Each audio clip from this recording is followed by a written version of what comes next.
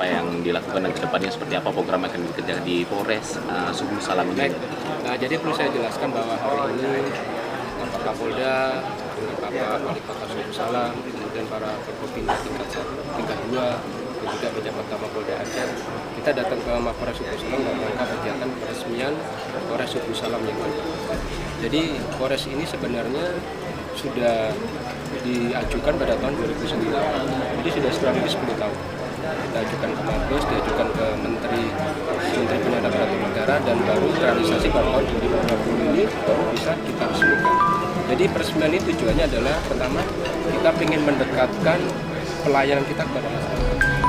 Jadi ingin mendekatkan dalam menggunakan Timnas, sebagaimana tugas polisi sebagai aparat penegak hukum memiliki tugas pemeliharaan Kamtibmas, kita ingin mendekatkan pelayanan kita kepada masyarakat. Seperti tadi yang disampaikan oleh Pak Kapolda pada saat sambutan kegiatan acara upacara peresmian Mapolres Subul Salam. Kemudian yang kedua, kita juga menyikapi perkembangan dinamika dari pemerintah daerah. Pemekaran pemerintah daerah Kota Madiun Subul Salam ini kurang lebih 10 tahun yang lalu, 2007 kalau tidak salah.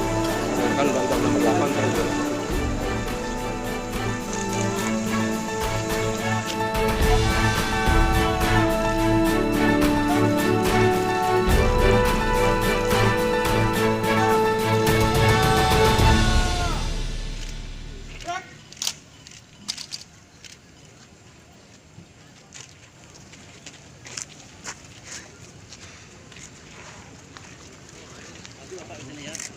Bawa Kapolres dengan Kapolda.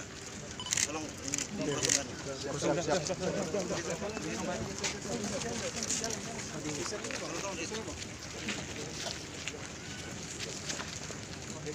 siap.